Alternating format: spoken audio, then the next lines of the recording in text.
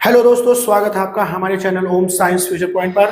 दोस्तों, आज हम आपको तद्भव तत्सम निकालने का समझने का एक ऐसा लाजवाब नियम बताएंगे कि आप देखकर ही बता देंगे कि ये शब्द तत्सम है या तद्भव है। 8 से लेकर IAS तक कोई भी एग्जाम आप दे दीजिएगा, आपको फटाफट आप पहचान जाएंगे कि ये तद्भव का शब्द है या तत्सम का शब्द है। इसके लिए दोस्तों आपको वीडियो को अंत तक देखना होगा।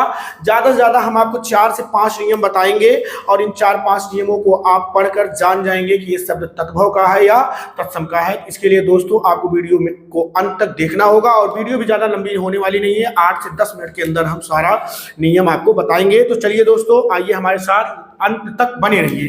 देखिए दोस्तों, तद्भव शब्द क्या होता है और तत्सम शब्द क्या होता है, आई होप आपको पता होगा, लेकिन एक बार हम यहाँ पर परिभाषा लिख दिए हैं, आप स्वयं देख लीजिए, स्क्रीनशॉट ले लीजिए। और मैं एक बार बता भी देता हूं कि जो शब्द संस्कृत भाषा के शब्द हिंदी में बिना परिवर्तन के प्रयुक्त हो जाए, मतलब वो संस्कृत भाषा के शब्द होते हैं, उसमें बिना कोई परिवर्तन किए हुए जो है प्रयोग किए जाते हैं जिन शब्दों को, उन्हीं शब्दों को हम क्या कहते हैं, तत्सम कहते हैं। उसी का अपोजिट है तद्भव, जिनमें थोड़ा सा परिवर्तन करके हिंदी में प्रयोग किया जाता है, मतलब संस्कृत के शब्द उसमें परिवर्तन करके उसको हिंदी में प्रयुक्त किया जाता है, तो ऐसे शब्दों को हम क्या कहते हैं, तद्भव शब्द कहते हैं। अब हमारे जो एग्जाम होते हैं, वनडे एग्जाम, जैसा कि कल और परसों में देखिए यूपीपी का एग्जाम है, तो उसमें भी पूछा जा सकता है दोस्तों।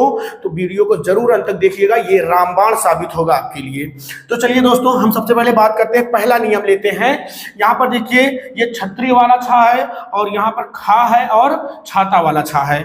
तो दोस्तों, हम यहाँ पर आपको बता रहे हैं कि जिन शब्दों में आपको क्षत्रिय वाला छा मिल जाएगा, वो शब्द आंख बंद करके आप उस पर लगा दीजिएगा। जिन शब्दों में क्षत्रिय वाला छा होगा वो हमेशा तत्सम के शब्द होते हैं, और उसी के अपोजिट में जिन शब्दों में खा और छाता वाला छा होगा वो हमेशा तद्भव के शब्द होते हैं। जैसे आप देख लीजिए, यहाँ पर हमने कुछ लिखा, जैसे कि अक्षर, और उसी को जो हम तद्भव में इस तरीके से लिखते हैं, आधा चा और छाता वाला छा है। तो अगर ये शब्द ऑप्शन में आ गया तो ये तद्भव का हो जाएगा, और अक्षर जिसमें क्षत्रिय वाला छा होगा वो आपका हो जाएगा तत्सम का। दूसरी में देखिए, अच्छी क्षत्रिय छा, अंगरक्षक में क्षत्रिय वाला छा, इच्छु में क्षत्रिय वाला छा है, और इसी के अपोजिट में देखिए, इच्छु को हम ईक कहते हैं और यहाँ पर खा है। अंगरक्षक में क्षत्रिय वाला छा है, लेकिन इसमें जो है अंगरखा कहते हैं, इसमें खा है।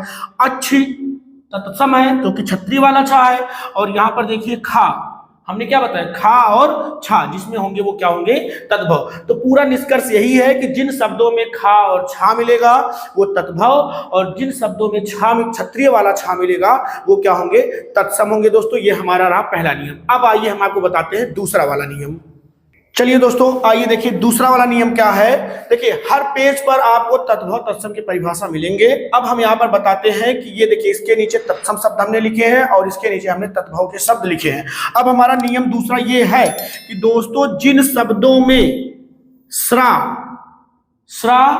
बड़ा सा और खष्टी सा आ जाए वो आपके तत्सम शब्द, और जिन शब्दों में छोटा सा आ जाए वो आपके क्या कहलाएंगे, तद्भव कहलाएंगे। जैसे उदाहरण के तौर पर देखिए, दशम, तो दशम में बड़ा सा आया है अर्थात ये तत्सम का है, लेकिन यहीं पर देखिए दसवां, तो इसमें जो है छोटा सा आया है अर्थात ये हो जाएगा तद्भव। दूसरा देखिए, श्रावण में श्रा आया है तो ये हो जाएगा तत्सम, लेकिन यहीं पर देखिए छोटा सा आया है, श्रावण को हम तद्भव में कहते हैं सावन, और सावन में छोटा सा आता है इसलिए क्या हो जाएगा, तद्भव। वहीं पर देखिए, आशीष में बड़ा सा है और देखिए यहाँ पर आशीष में छोटा सा है, तो बड़ा सा है तो हो जाएगा तत्सम, और जिसमें छोटा सा है वो हो जाएगा तद्भव। यहीं पर देखिए, कृषक, खष्टी वाला सा, ठीक है, कृषक, और इसको तद्भव में हम कहते हैं किसान, और किसान में देखिए क्या है, छोटा वाला सा। तो हमने क्या बताया, जिसमें श्रा, निष्कर्ष क्या है, जिन शब्दों में श्रा बड़ा सा या खष्टी सा होगा वो शब्द हमारे होंगे तत्सम, और जिन शब्दों में छोटा सा होगा वो शब्द हमारा बनेगा तद्भव। दोस्तों, ये था हमारा दूसरा नियम। चलिए हम तीसरे नियम पर चलते हैं। तो चलिए दोस्तों, तीसरे वाले नियम पर आ गए, और तीसरे वाले नियम में दोस्तों बहुत ही आसान है। ऐसे शब्द जिसमें वा आ जाए, वा अक्षर आ जाए वो होंगे आपके तत्सम, और ऐसे शब्द जिसमें बा अक्षर आ जाए वो होते हैं तद्भव। फॉर एग्जाम्पल हमने फिर से रिपीट कर रहे हैं कि ऐसे शब्द जिसमें वा अक्षर आ जाए वो आपका तत्सम, और जिसमें बा अक्षर आ जाए वो आपका कहलाएगा तद्भव। जैसे उदाहरण के तौर पर देखिए बधु, बधु में वा आ रहा है, देखिए यहाँ पर वा है, लेकिन अगर बधु का हम तद्भव देखें तो वो होता है बहु, और बहु में क्या आता है बा। इसके बाद देखिए वर्धन, इसका मतलब होता है बढ़ना, वर्धन वा है, ठीक है, और इसका जो तद्भव होता है बढ़ना, उसमें देखिए क्या है बा है। वहीं पर देखिए वर्तिका, वर्तिका मतलब होती है बत्ती, ठीक है, तो तद्भव में, ठीक है, तो वर्तिका में देखिए वा आया है, लेकिन वहीं पर बत्ती में क्या आया है बा आया है, अर्थात ये क्या हो जाएगा तद्भव हो जाएगा। उसके बाद दोस्तों सबसे शानदार और सबसे सरल है यहाँ पर वन। आपने जो सुना होगा कि कुछ लोग गांव देहात में वन कहते हैं और वहीं पर कुछ लोग जो होते हैं वो वन कहते हैं। तो यहाँ पर क्या हुआ, ये संस्कृत भाषा का शब्द है और जो कहते हो हिंदी में प्रयोग किया जा रहा है, अर्थात इसलिए ये जो हो जाएगा तत्सम, और यहाँ पर थोड़ा सा परिवर्तन करके इसको जो यूज किया जा रहा है हिंदी में, अर्थात ये बन जाएगा तद्भव। इसमें देखिए वा है और इसमें क्या है बा है। ठीक है दोस्तों, ये हमारा था तीसरा नियम। चलिए अगले नियम पर चलते हैं। तो चलिए दोस्तों, हमारा चौथा नियम है, और ये भी जो है देखिए, जैसे कुछ तद्भव तत्सम के कुछ ऐसे सामान्य शब्द होते हैं, ठीक है, तो उन सामान्य शब्दों में हल्का सा परिवर्तन हो जाता है और वो तुरंत ही क्या बन जाते हैं तत्सम बन जाते हैं। जैसे उदाहरण के तौर पर देखिए, यहाँ पर हमने आपको बताया कि तत्सम के कुछ ऐसे शब्द होते हैं जिसमें ऐसे शब्द जिसमें री और रा आ जाए, ठीक है, वो आपके बन जाएंगे तत्सम। जैसे कि यहाँ पर देखिए शब्द हमने लिया नाक, ठीक है, तो ये हमारा तद्भव है, लेकिन अगर हम तत्सम में कहें तो इसको हम कहेंगे नक्र, और यहाँ पर देखिए का के नीचे लगा हुआ है रा, ठीक है। यहाँ पर देखिए नृत्य, और तद्भव में हम क्या कहते हैं नाच। अब देखिए नृत्य में ना में लगा हुआ है री, ठीक है, ऐसे देखिए चंद्र में दा में लगा हुआ है रा, और यहाँ पर इसको कहते हैं चांद। इसी तरीके से आम्र चूर्ण में देख लीजिए, आम्र में माँ में जो है रा लगा हुआ है और यहाँ पर आमचूर कहते हैं।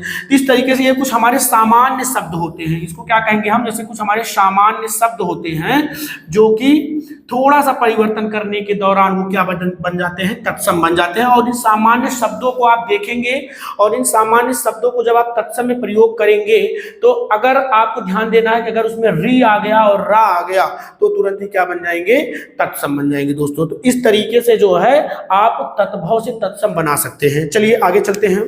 तो चलिए दोस्तों, अब ये हमारा अंतिम नियम है तत्भव तत्सम का, और कुछ इसके पहले जो हमने चौथा नियम बताया था उसी से कुछ मिलता जुलता है।